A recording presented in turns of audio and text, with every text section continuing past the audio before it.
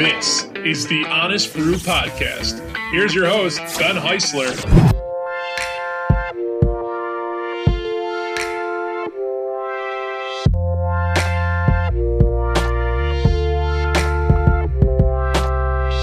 Honest Brew Podcast, Ben Heisler with you. Thanks so much for tuning in the day after the men's NCAA championship on Monday night, and it was a good one.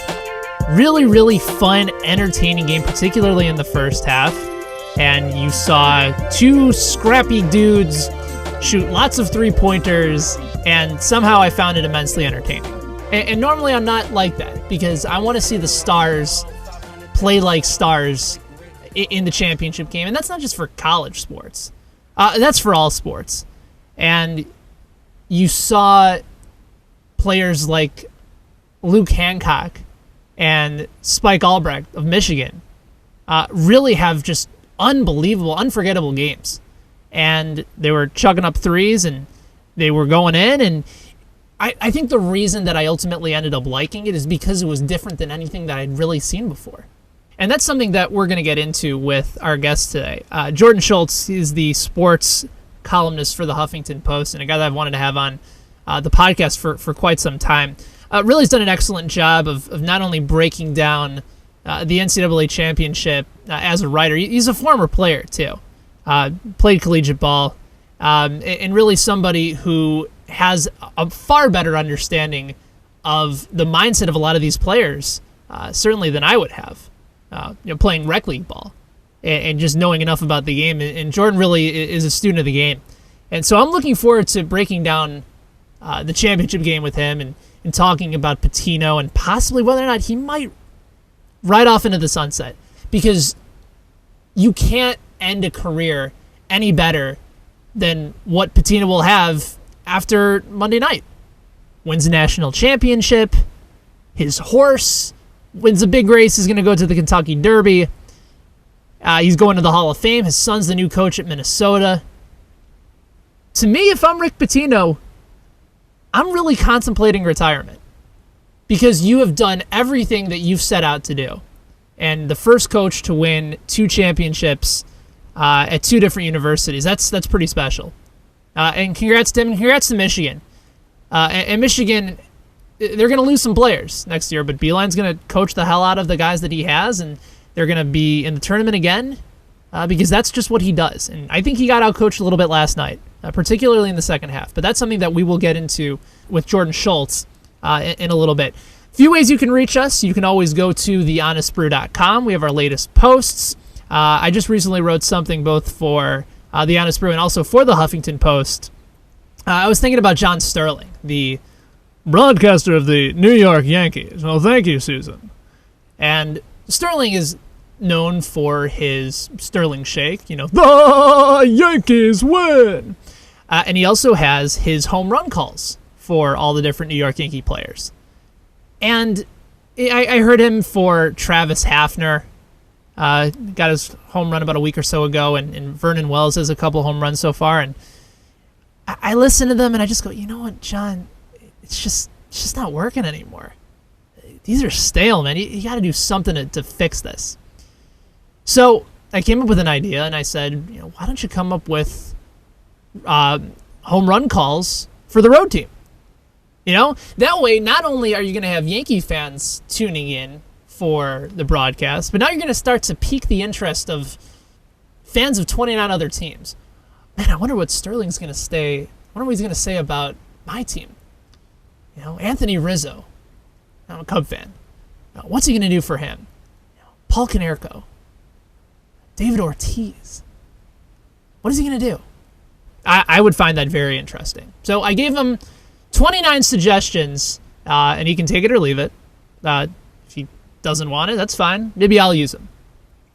So anyway, you can find that up on thehonestbrew.com. You can also subscribe to you can subscribe to the podcast in iTunes. And certainly if you do subscribe, we ask that you give feedback and rate and review us because that helps us get better.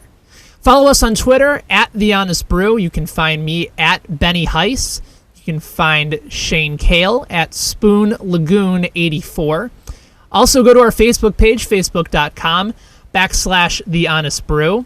Actually, you know what? I take that back. It's facebook.com/The Honest Brew. I've been calling it / for the longest time, and I was informed by Mike Farron of MLB Network Radio that it is not, in fact, a / because a / goes the opposite way.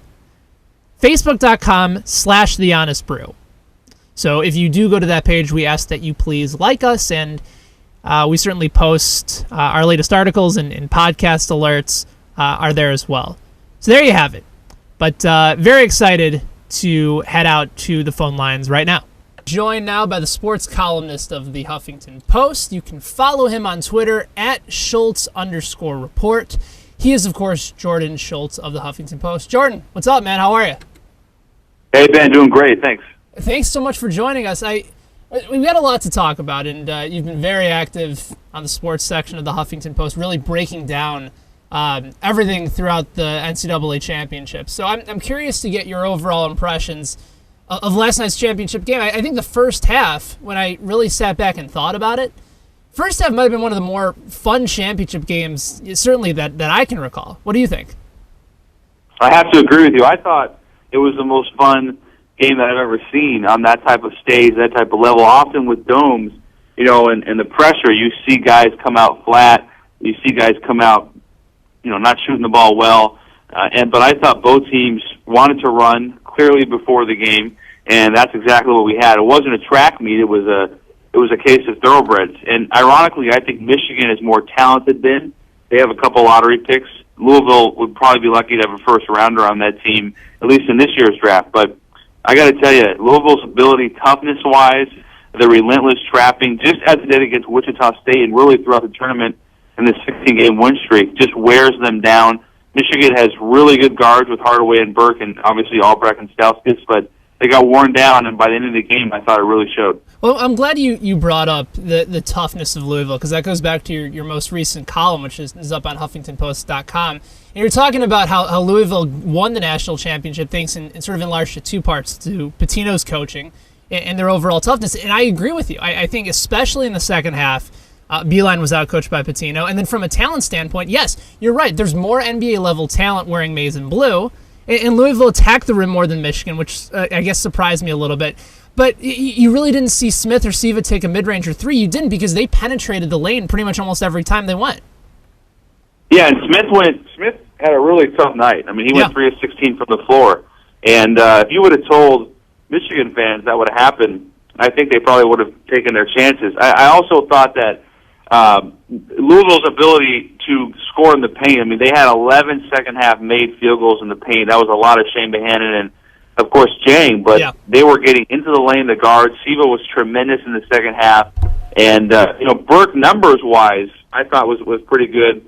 But just like you said, I thought Beeline got out-coached, just flat out. And the reason I say that, he really did not make the proper adjustments. I thought his substitutions were really strange in the second half. They really bottled up Albrecht, and I thought Stauskas at 6'6" needed to be in the game. And I also think that in the national championship, and I was tweeting about it last night, even though Burke picked up the 2 fouls in the first half, you have to make an exception and really trust your point guard, trust your All-American, your player of the year. And he didn't do that, and I thought it proved fatal in the end. I think you're right, and even though Albrecht just went off in the first half, especially when Louisville were making that run, and granted, they made it very quickly, but you get Burke in just from a pure standpoint of Michigan saying, okay, here's our best player on the court, and you played college basketball, so from that perspective, knowing that your best player is on the court and you have the ability to stop a run like what Louisville had, I think would play certainly a monumental role, don't you think?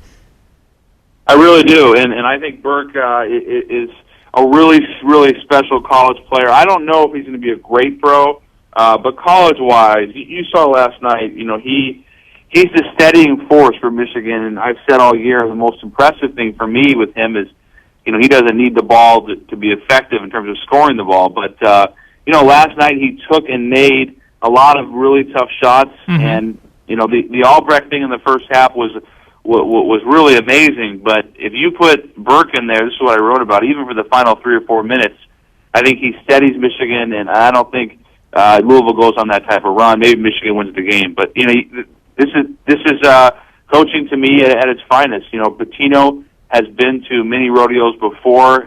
Beeline has never been to a Final Four. He will learn from this. Yeah, I think you're absolutely right. We're talking with Jordan Schultz from the Huffington Post here on the Honest Brew. I sort of liken last night's game. It was sort of I call it a Kirk Gibson type of game because there was just so much scrappiness on the floor to the point where it's almost uncomfortable. You see Spike Albrecht, you see Luke Hancock going off in the first and then Hancock again in the second half. And he'd go on to win the most outstanding player, and I believe he's the first reserve player to ever do so. And it was weird for me, Jordan, because I normally like to see the stars play at their peak in a championship game. That's where, you can have your upsets maybe in the first round, and the Cinderella stories are nice, but when it's the championship game of really any sport, I want to see the stars play at their maximum potential. But I sort of went against myself in loving the first half and watching these guys score just because it was so different and so unique. It was so special, Ben. It really was. I would probably have to agree with you most of the time when it's also why, in national championships and Final Fours, you kind of want the best teams. It's great to have a Cinderella story. Although Wichita this year proved to be a really worthy Final Four club. Mm-hmm. But ironically, George Mason did it in 2006, and that's where Luke Hancock transferred from. And he was a guy that struggled for much of the season. He had a shoulder injury, a couple really bad shoulder problems, and really gave them an incredible lift. He went 5 of 5 from 3 last night. That's pretty special, and they were a lot of tough shots. And I thought he really steadied them in the Wichita game as well. I mean, Louisville, you just felt like they were going to come back, and they were down 12 against Wichita, 12 against Michigan, and I tweeted it out when it happened. When Beeline gave that halftime speech, I felt like he was trying to convince his players, but even more so himself, that Michigan was going to win the game. And even though Louisville didn't go on a super run early in the second half, I thought the momentum, despite being down one at the break, was just too much for them, for Michigan to overcome. Were you surprised at all that Louisville didn't press in the first half as much as maybe some anticipated them to do? I was, because they did the same thing against Wichita. Wichita got comfortable early, and they didn't do it against Michigan. And I don't know quite why they didn't press more early. I thought really when they started to, both in the national semifinal and last night, that it changed the whole tenor of the game. But it's unbelievable to me, Ben, that the Louisville guards, especially Smith and Siva, they just don't get tired. I mean, Smith goes 3 for 16 from the floor, can't make a shot, but he's still pressing full court for 28, 30 minutes. It's unbelievable to me to watch that. They were terrific. And like I said before, they didn't care how small or how undersized they were going up against some of the length of Michigan, because you constantly saw them drive to the basket. And Smith is known to chuck up several bad shots from time to time. You sort of just take a look at him and say, okay, I'm going to accept this because there's moments where he's going to be brilliant. But I really thought they were fearless throughout the entire game. Yeah, they were. The whole tournament. I mean, they weren't even really tested until the Wichita game. I mean, the Duke game was close for a little while, but they just had too many horses and too much speed. If Louisville, if you look at that team, talent-wise, like I've said, they probably were the third most talented team in the Final Four behind Michigan and Syracuse, but you overcome that with unbelievable toughness and just elite coaching. Yeah, no question about it. We're talking with Jordan Schultz from the Huffington Post here on the Honest Brew. Here's my first bizarre transition of the day, because I tend to do them every so often on the podcast. I'm glad you brought up horses, because it's been an unbelievable week for Mr. Pitino. He gets into the Hall of Fame. His son gets the University of Minnesota job. His horse wins that big race leading up to the Kentucky Derby. Now he gets a national championship. The way I see it, and again, maybe it's just the ultimate pessimist to me, man, it's all downhill from here for Pitino. You can't have a better weekend than he just had. Is there any way that he could walk away after the most storybook possible ending and walk away? Because think about it, him and Beeline are both the same age. They're both 60 years old, but how much older did Pitino look than John Beeline? Yeah, he did. I didn't even think about that during the game, but he did. The reason, Ben, I understand what you're saying, because the Santa Anita race was huge. Obviously his son, he becomes his first coach ever to win a true school, the title. But I think, if you listen to the players, you listen to him, they all say that, he's really calmed down. over the past few years, he's not as aggressive with his team. He's been in Louisville since 2001, which is kind of hard to believe, but I think he still wants to coach another 5 years, if I had to guess. Yeah, I don't think he's going anywhere. I'm just saying if you had that opportunity to walk away at the most opportune time, yes. It'd be hard to turn down. I want to go back to one final thought on Michigan, because we were talking about Trey Burke as a potential pro, and obviously he's going to go, and I think he'll be a lottery pick. But from a pro perspective, and you've written about pro prospects for a lot of these collegiate players in the Huffington Post. So if you were scouting Burke, can you give me one thing that you want him to improve on to be a difference maker as an NBA one? Yeah, I just think he struggles to get his shot off.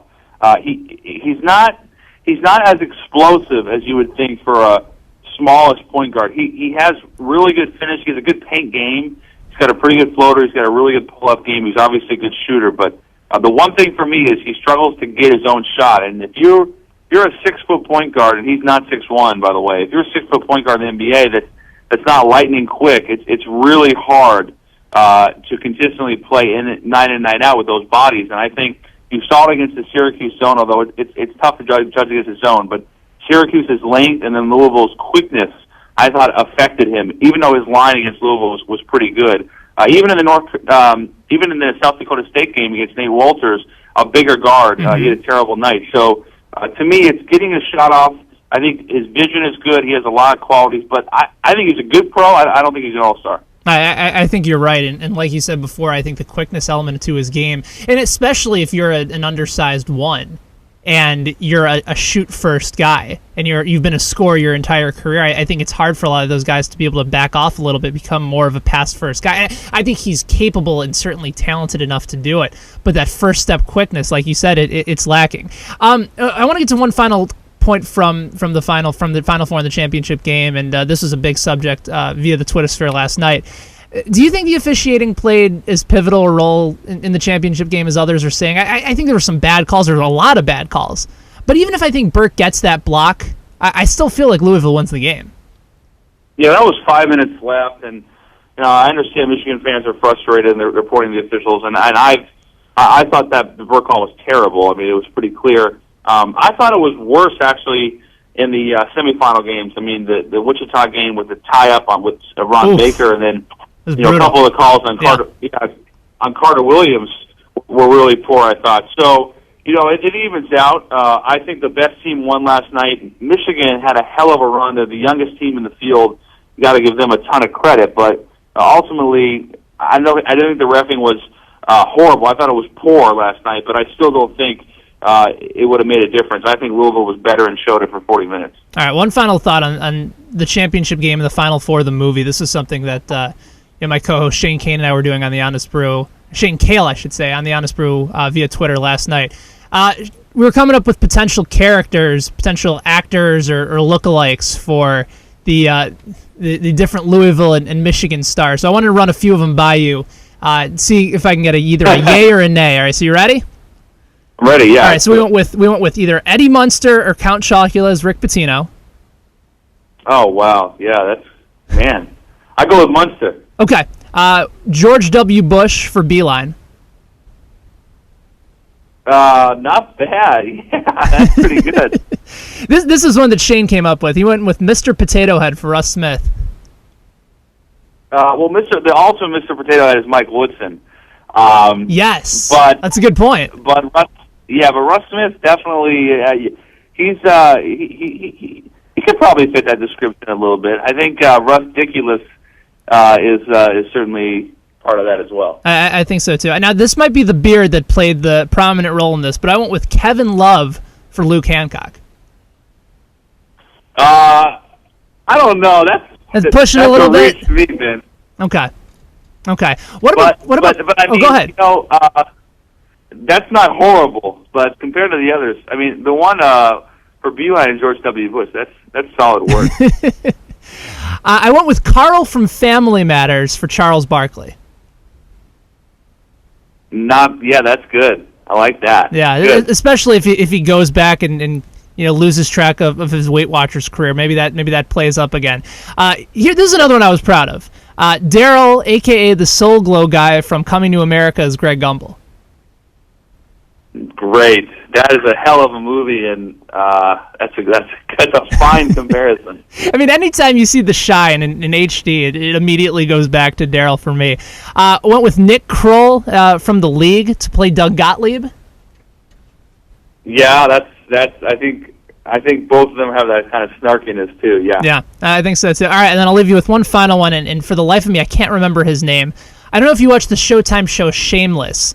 But I think. Oh, you do. So the guy who plays, I think his name is Lip Gallagher as Spike Albrecht. That is I don't know. That's good. That's really good. I don't know the name of the actor, but I love that show. He's a great actor, and him and Spike kind of fit the bill. I don't think Spike Albrecht's 5'10", by the way. No, I don't think so either. I think he's 5'9.5". It's unbelievable. That guy. His only offer was Appalachian State, and the only reason Michigan offered him, they thought Burke was going pro after his freshman year, kind of like Darius Morris. So that's who would have thought? That's pretty cool. What an unbelievable story, and good for him. And I think his Twitter count went from maybe it was about a couple thousand to somewhere in the 20,000 range now. So yeah, this goes to show you. Note on that is he actually reached out to Kate Upton saying thank you. Notice you were at the game and hope to see you soon. So big ups to Spike. That's smart, man. He's marketing himself for as long as he can. That's impressive. It really is. I got a few final thoughts for you, Jordan, but before we let you go, and again, I appreciate the time. I'd be remiss if I didn't ask you about Indiana season, because the way I look at it, and I think a lot of people will disagree with me, just because of where they've been over the last 4 or 5 years, I look at this as a disappointing season. I look at this as a failure of a season, because this was a team that had Final Four in championship aspirations. You had a Player of the Year candidate in Victor Oladipo. Cody Zeller was first team All Big Ten, and some would argue that maybe he should have been a Player of the Year candidate as well. I'd be curious to get your overall impressions of Indiana season, whether or not you thought it was either just a solid season based on the way that Tom Crean has rebuilt that program, or it was a failure because this was a team that should have gone at least to the Final Four. Yeah, well, I mean, since Crean took over, they've obviously grown tremendously, and that let's not forget that program was in shambles after Kelvin Sampson. But nonetheless, I think you could say it was a disappointment. I think we probably should say that they were the preseason number one team. Interesting stat I came across a few weeks back. They became the 10th team ever to lose 3 games in a season as a top-ranked team. None of those 10 teams ever won a title.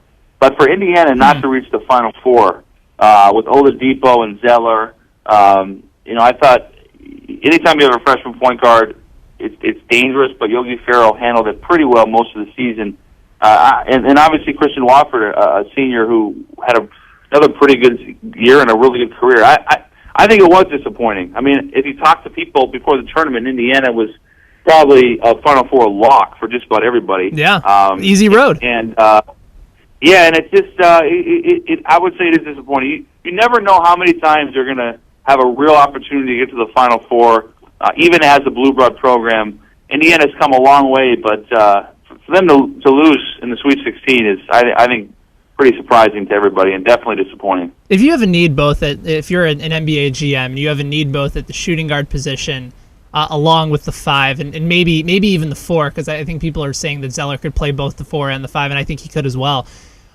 Which of those 2 players do you think you feel more comfortable drafting? For me, it's not even close. It's Oladipo. Really? Okay. Yeah. I mean, Zeller's, I think he's 6'9.5". We'll learn more if he goes down. I think he's at least 6'11", because he grew another inch heading into his sophomore year. If he is, I think so. Yeah. Well, he didn't play like he's 7 foot in the tournament, though. Yeah, he doesn't play big. He's not long at all. He has really good hands. He can certainly shoot the ball out to 15 feet, but I think his floor is a lot higher than his ceiling. But I look at Oladipo. He's 6'5", but he's the energizer battery that every really good team wants. He's not as big as Kid Gilchrist, but he has a similar skill set. It's a good comparison. I think offensively, Ben, he'll be a guy that'll give you, he really shores up that jumper, which he will. He can give you 14 points, 15 points without having you run anything for him. He'll guard the best player, he'll rebound, and he'll just make winning plays. So I don't know, once again, if either one of those guys is an all-star, but I would trust Oladipo a lot more than Zeller at this point. That's interesting, and I tend to agree purely based on the upside perspective, and I think you know that you're going to get a hard-fought game from Oladipo day in and day out. But it's amazing to think that at the start of the season, this guy was maybe a mid to early round second pick, and now you're talking about a pretty much a for sure top 10 pick. All right, one final. Had Zeller. Oh, go ahead. Had Zeller left last year, he probably would have been a top 3 pick, top 5. I think you're right. I think you're right. He's probably still a late lottery guy, but Oladipo, I think, has jumped ahead of him on most boards. Yeah. Special player in this year, and I certainly wish the best for both of those guys. All right, final question for you. As a man growing up in the Seattle area, you and I both really have a fondness for 1990s NBA basketball, and you certainly got to witness outstanding basketball on the West Coast out in Seattle. Give me one of your most fond memories of watching games at the Key Arena. It would have to be the 96 Western Conference Finals. That's the first thing that comes to mind. Seattle beat Utah. They had Hornacek and Antoine Carr, and Malone, obviously, in Stockton. That was a hell of a team. I mean, that Kemp and Payton, Della Shrimp, and a few other really good players. In '94, they were the 1 seed and lost to Denver. That was the Mutombo upset, the 1-8 game or 1-8 series. But the '96 season was probably my favorite. And if it wasn't for Michael Jordan, man, that team, I mean, they were the only team in the league that would have taken the Bulls to 6. And that was a hell of a run with George Karl. It's amazing to me. George Karl's never won a championship, by the way. I know. And he's always had those teams that are just so damn close. And he's always a terrific X's and O's coaches and has really reached his players well. I think at some point it depends whether or not Denver can get one more star or whether they can stay healthy. But they'll make a run at some point, and he'll get close again. He's too talented of a coach to not get close again. Yeah, I mean, that's true. But it looked like maybe this year they'd have a shot, and they lose Gallinari. I talked to Dwayne Wade about it yesterday, and he was just saying that's, even for a team like Denver with as many options as they have, that's a brutal loss. Gallinari, second leading scorer. So I would be hard-pressed to think they'd make a run this year, but he's done a really good job with a team that doesn't really have a pure star, which is really impressive. I think he's one of the best coaches in the league, without question. Who was the one player that, when you were shooting jumpers in your driveway as a kid, that you envisioned yourself or you envisioned your game around or pretended that you were playing as? It was Ray Allen for me. It's a great pick. If you're going to knock down shots, that's the guy to choose. Yeah, and I wasn't particularly fleet of foot, but Ray was. I just always admired how he could score, coming off screens, pulling up, spotting up, and the best game of my career, I hit 11 threes. Wow. In a high school game, and we actually lost. I had 42. We lost that game. But especially around that time, in my junior and senior high school, I was more obsessed with Ray Allen than probably anybody in America. So when He Got Game came out, you were like, this is it. This is the greatest day of my life. Greatest film ever. Yeah, absolutely. See, I knew my limitations playing basketball as a kid, so I envisioned myself as Judd Bushler. And, for me, I think it worked out pretty well. Yeah, well, he had a role. I think he definitely had a role. There you go. Jordan, it's great to catch up with you. Follow Jordan on Twitter at Schultz_report. Read his columns in the Huffington Post. They're terrific, and you will learn something every time you do. Appreciate the time, bud. Thank you so much. All right, Ben, we'll do it again. Thanks, man. All right, that's Jordan Schultz of the Huffington Post. We'll come back real quick right here. It's the Honest Brew Podcast.